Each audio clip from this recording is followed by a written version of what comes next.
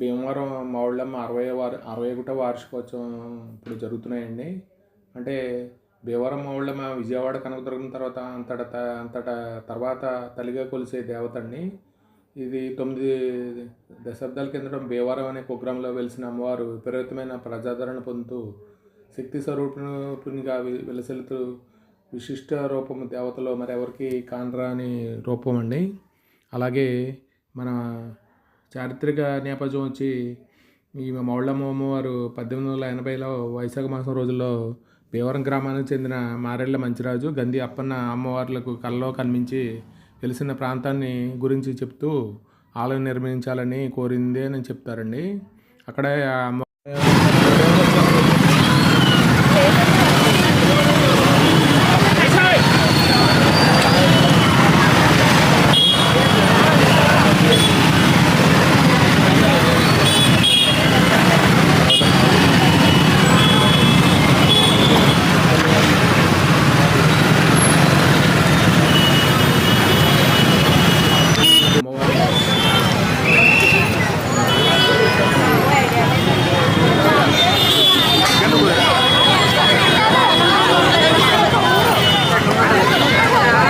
జరుపుతారు.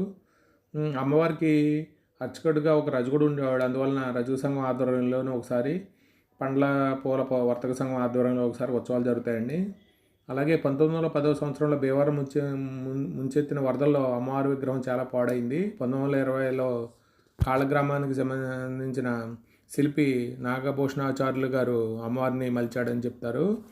అక్కడ విగ్రహం భీకర రూపంలో ఉన్నందున గంధి అప్పారావు అనే శిల్పి విగ్రహాన్ని శాంతి స్వరూపునిగా తీర్చిదిద్దాడని అంటారండి. అలాగే ఆలయం విశిష్టత వచ్చి గర్భాలయానికి ఇరువైపులా గౌతమ బుద్ధుని రామకృష్ణ పరమహంస విగ్రహాలు ఉండడం ప్రత్యేకత. అలాగే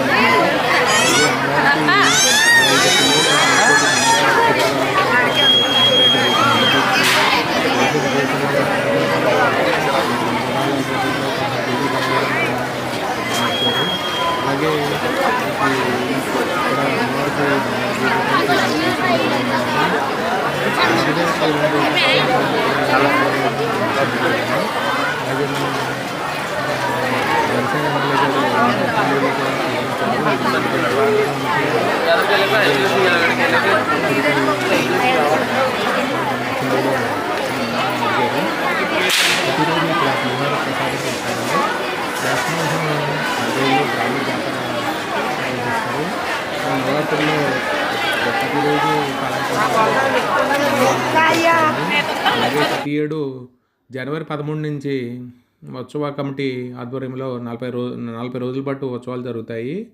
ఈ సందర్భంగా సాంస్కృతిక కార్యక్రమాలు జరుపుతారు. ఉత్సవాల చివరి రోజుల్లో అమ్మవారిని అష్టలక్ష్ములుగా అలంకరించి పూజిస్తారు. చివరి రోజున వేలాది మంది భక్తులకు అన్నదాన కార్యక్రమం కూడా జరుగుతుందండి. ఇది ఈ క్షేత్రం వచ్చి మన ఏలూరుకి 90 కిలోమీటర్ దూరంలో ఉన్న భీమవరంలో ఉందండి. ఇది మన క్షేత్రము, అమ్మవారి క్షేత్రము. అలాగే ఇక్కడ మావుళ్ళమ్మవారు శాంతి స్వరూపిణిగా కొలువై ఉన్నారు. ఉగ్ర రూపిణిగా ఉండే అమ్మవారిని చూసేందుకు భయపడే విధంగా ఉండే అమ్మవారిని అనేక సార్లు మార్చుకుంటూ ఇప్పటికి ఇలాగ రూపం తీసుకొచ్చారని అంటారండి. అలాగే కాళ్ళ గ్రామానికి చెందిన మన నాగభూషణాచార్యులు గారు ఈ శిల్పి కింద మనకి చెక్కారండి. ఇక్కడ మనకి ఈ ఈ జనవరి 13 నుంచి జరిగే ఉత్సవాల్లో అన్ని రకాల మనకి ఏ వస్తువు అయినా ఇక్కడ దొరుకుతుంది. అలాగే ఉత్సవ విశేషాలు ఏంటంటే ఇక్కడ ముఖ్యమైన అంతరించిపోతున్న కళలను ఆదరిస్తున్న వారికి హరికథ ప్రదర్శనలు, కోలాట భజనలు, సంగీతం, అలాగే కచేరీలు, పురాణ ప్రవచనాలు, కంజరి కథలు అన్ని ప్రదర్శనలు ఉంటాయండి. ఉత్సవాలకి ఎప్పటికప్పుడు వ్యయం పెరుగుతూనే ఉంటుంది. ప్రస్తుత లెక్కల ప్రకారం 40 లక్షల నుంచి 50 లక్షల వరకు అవుతుందండి ఇప్పుడు వరకు.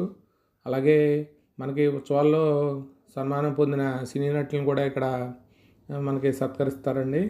అలాగే ఎస్వి రంగారావు, కైకల్ సత్యనారాయణ, అక్కినేని నాగేశ్వరరావు, కాంతారావు, గుమ్మడి వెంకటేశ్వరరావు, పద్మనాభం, నూతన ప్రసాద్, శ్రీకాంత్, ఊహ, అలాగే రాజశేఖరు, జీవిత, శ్రీహరి, శాంతి, సుమన్, అలాగే వివి వినాయక్ని వాళ్ళందరినీ మనకి సత్కరించుకున్నారండి. మనకి అలాగే బంగారు కంకణంతో సత్కరించారు. ఇక్కడ లైటింగ్ అది చూస్తే మనకి కళ్ళు మిరుగుట్లు తెల్ల కాంతులతో ఉంటుందండి, కాంతులతో. ఇక్కడ అంటే మనకి ఇది జనవరి 13 నుంచి ఒక 40 రోజుల పాటు జరుగుతుంది కాబట్టి మనకి సమాజంలో ఈ నాటక కళను మనం బయట పడనివ్వకుండా నాటక కళాకారులను కూడా ప్రోత్సహిస్తారు. అలాగే ఇక్కడ అమ్మాని అనే 33 సంవత్సరాలుగా హరికథా కాలక్షేపం చేస్తుందండి ఇక్కడ. అలాగే మనకి భీమవరంలో ఈ మౌళ్ళ అమ్మవారి ఉత్సవాలు ఘనంగా ఉంటాయండి. అలాగే మనకి ఇక్కడ దొరకని వస్తువు అంటూ ఉండదు. ఈ ఉత్సవాల్లో అందరూ ఇక్కడ మామూలుగా మన తీర్థంలో అంటే మన పల్లెటూరులో జరిగే తీర్థంలాగా ఇక్కడ అన్ని వస్తువులు దొరుకుతాయి కాబట్టి ఇక్కడ ఉత్సవంలాగా వచ్చి ప్రతిరోజు తీర్థంలా ఉంటుందండి. ఇక్కడ ఈ 40 రోజులు కూడా మనకి తీర్థంలా ఉంటుంది. అలాగే ఈ లైటింగ్ కూడా దానికి మనకి అంటే ఎక్కువగా వెచ్చిస్తారని లైటింగ్కి ఇక్కడ ఈ మావుళ్ళమ్మ అమ్మవారి లైటింగ్ అంటేనే ప్రత్యేక ఆకర్షణగా నిలుస్తుంది. ఇక్కడ అంటే ఇక్కడ వస్త్ర దుకాణాలు మొత్తం అన్ని కొట్లు ఇక్కడ మనకి ఈ రోడ్లోనే ఉండటం వల్ల చాలా కళాత్మకంగా కూడా ఉంటుంది. అలాగే కొన్ని కళారూపములు కూడా ఇక్కడ మనకి పెట్టారండి. ఇక్కడ మనకి పక్కన అలాగే అంటే గుడి దగ్గరలో ఉన్న కళాత్మకమైన ప్రాంతంలో మనకి కళాత్మకమైన దృశ్యాలు కూడా ఉంటాయి. ఇక్కడ మనకి విపరీతమైన శని ఆదివారంలో విపరీతమైన రద్దీ ఉంటుంది.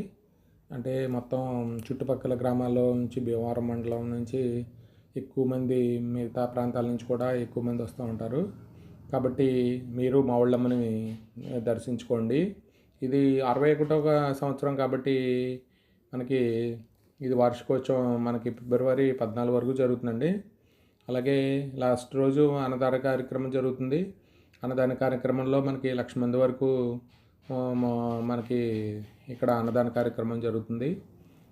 విపరీతమైన రద్దీ ఉంటుంది ఆ రోజుల్లో అంటే మొత్తం కొట్లన్నీ మూసేసి అన్నదాన కార్యక్రమం జరుగుతుందండి. అలాగే ఇక్కడ మనకి దొరకని వస్తువు అంటూ ఉండదు. ఇక్కడ మనకి పల్లెటూరులో జరిగే వాతావరణం ఉంటుంది. ఇక్కడ మనకి భీమవరం మనకి జిల్లా అయినా కానీ మనకి పల్లెటూరు వాతావరణం ఇక్కడ తీర్థంలాగా ఉంటుంది. ఎక్కువ మంది విపరీతమైన రద్దీ ఉంటుంది. ఇక్కడ అన్ని వస్తువులు మనకి దొరుకుతాయి.